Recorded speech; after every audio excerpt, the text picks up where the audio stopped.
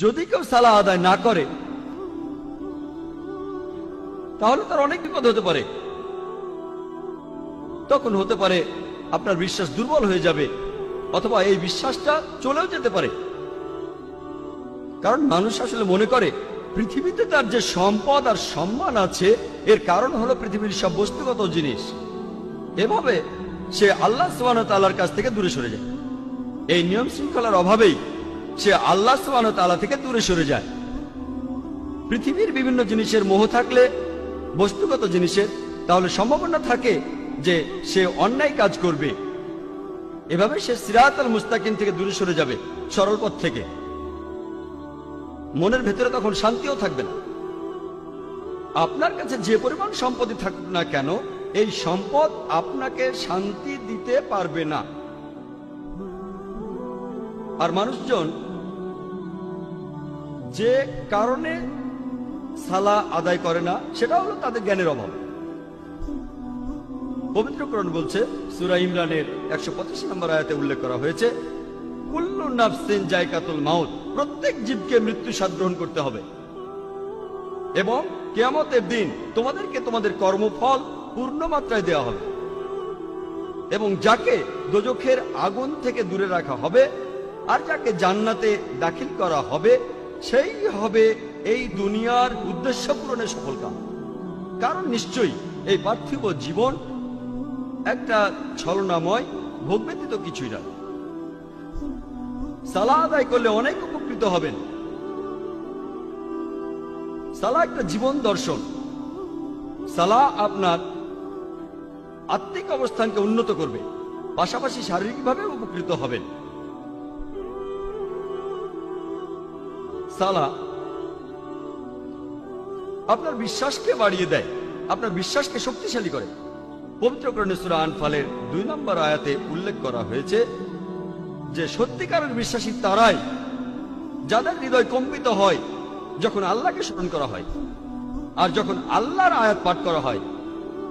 এটা তাদের ঈমান বৃদ্ধি করে এবং তারা তাদের প্রতিপালকের উপরে নির্ভর করে।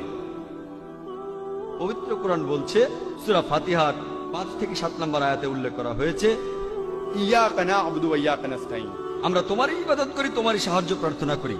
ইহদিনাস সিরাতাল মুস্তাকিম সিরাতাল লাযিনা আন'আমতা আলাইহিম গায়রিল মাগদুবি আলাইহিম ওয়ালাদ-দাল্লিন, আমাদের সরল পথ দেখাও, তাদের পথ যাদের তুমি অনুগ্রহ দান করেছো, তাদের পথ নয় যারা ক্রোধ নিপতিত, যারা পথভ্রষ্ট। এতে আপনার জীবনের শৃঙ্খলা বাড়বে। সত্যিকারের মুসলিম সে তার দিন শুরু করে ফজরের সালাহ আদায় করার মাধ্যমে। আর ফজরের সালার সময় মুয়াজ্জিন আজান দেওয়ার সময় বলেন, আসসালাতু খায়রুম মিনান নাওম, যে ঘুম অপেক্ষা সালাহ উত্তম, ঘুমিয়ে থাকার চেয়ে নামাজ পড়া উত্তম। একজন সত্যিকারের মুসলিম দিনের মাঝখানে সালাহ আদায় করে, আর সে তার দিন শেষ করে এশার সালাহ দিয়ে ঘুমাতে যাওয়ার আগে। সালাহ এছাড়াও সামাজিক অবস্থান উন্নত করে। সালাহ আদায়ের সময় যে সমাবেশ, সেটা আমাদের ভ্রাতৃত্ব বোধ বাড়ায়, মমত্ববোধ বাড়ায়, একতা বাড়ায়, আর এটা সাম্যবাদের এক অনন্য দৃষ্টান্ত। সংহতি বৃদ্ধি পায়।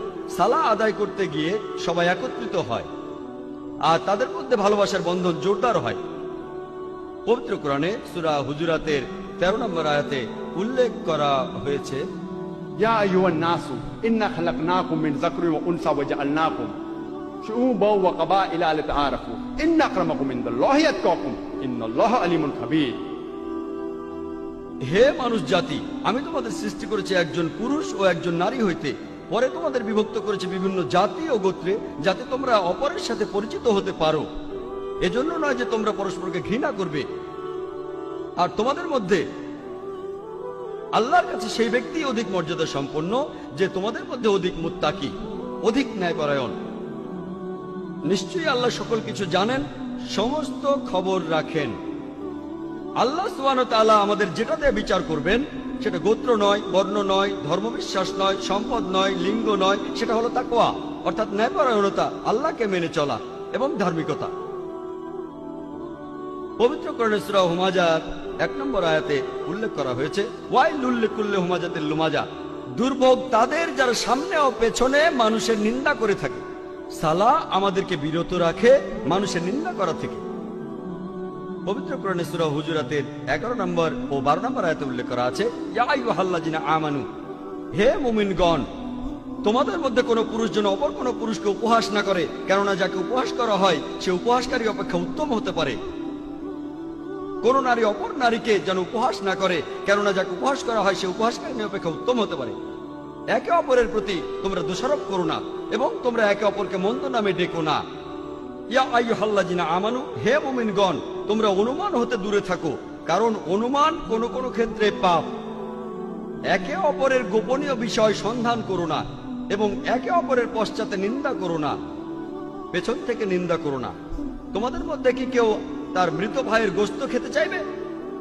পবিত্র কোরআন বলছে, যদি পেছন থেকে নিন্দা করেন তাহলে আপনি যেন আপনার মৃত ভাইয়ের গোশত খাচ্ছেন, কারণ মৃত ভাইয়ের গোশত খাওয়া হলো দ্বিগুণ অপরাধ। খাদ্য হিসেবে মানুষের গোশত খাওয়া একটা অপরাধ।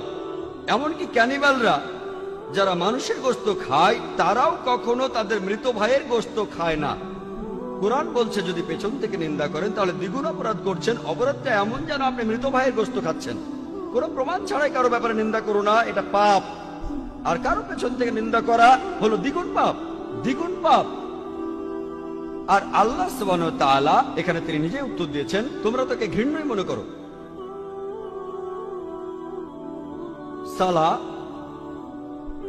এটা আমাদের ব্যবসা ক্ষেত্র এবং দৈনন্দিন কাজের মধ্যে সত্যবাদিতা এবং সততাকে বাড়ায়। আমি আগে বলেছিলাম পবিত্র কোরআনে সূরা আনকাবুতের 45 নম্বর আয়াতে উল্লেখ করা হয়েছে, উতলু মা উহিয়া ইলাইকা মিনাল কিতাবি ওয়া আকিমিস সালাতা ইন্নাস সালাতা তানহা আনিল ফাহশাই ওয়াল মুনকার, যে তুমি আবৃত্তি করো সেই কিতাব হতে যা তোমার প্রতি প্রত্যাদেশ করা হয় এবং সালাত কায়েম করো, কারণ নিশ্চয়ই সালাত তোমাকে অশ্লীল ও মন্দ কাজ হতে বিরত রাখে। পবিত্র কোরআন বলছে সূরা ইসরার 81 নম্বর আয়াতে উল্লেখ করা হয়েছে, ওয়াকুল জাল হক ওয়া যাকাল বাতিল ইন্নাল বাতিলা কানা যাহুকা, বলো সত্য এবার উপস্থিত হয়েছে এবং মিথ্যা বিলুপ্ত হয়েছে, কারণ নিশ্চয়ই মিথ্যা তার প্রকৃতিগত কারণেই ধ্বংস হয়ে যাবে। সালাহ আমাদের সত্যবাদী হতে শেখায়। একই ধরনের কথা বলা হয়েছে সূরা বাকারায় 42 ও 43 নম্বর আয়াতে উল্লেখ করা হয়েছে যে তোমরা সত্যকে মিথ্যার সাথে মিশ্রিত করো না এবং জেনে শুনে সত্য গোপন করো না। কোরআন আমাদের সত্যবাদী হতে শেখায় যে সব সময় আমরা সত্যি বলবো।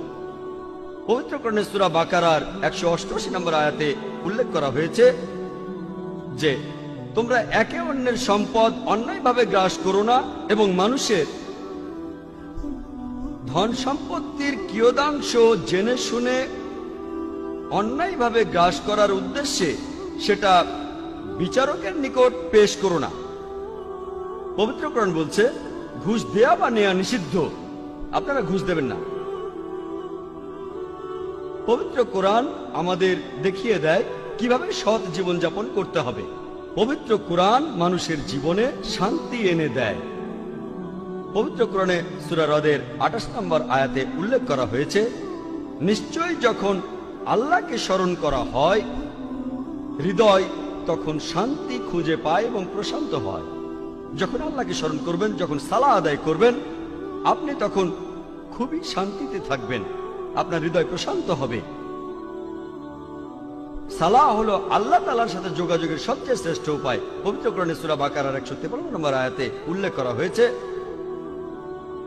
ইয়া আইয়ুহাল্লাযীনা আমানুস্তাঈনু বিস-সাবরি ওয়াস-সালাহ, হে মুমিনগণ, ধৈর্য ও সালাতের মাধ্যমে তোমরা আল্লাহর সাহায্য প্রার্থনা করো। ইন্নাল্লাহা মা-সাবরিন, আর নিশ্চয়ই আল্লাহ সুবহানাহু ওয়া তাআলা ধৈর্যশীলদের সাথে আছেন। আল্লাহ বলছেন ইন্নাল্লাহা মা-সাবরিন, আর নিশ্চয়ই আল্লাহ তাআলা ধৈর্যশীলদের সাথে আছেন।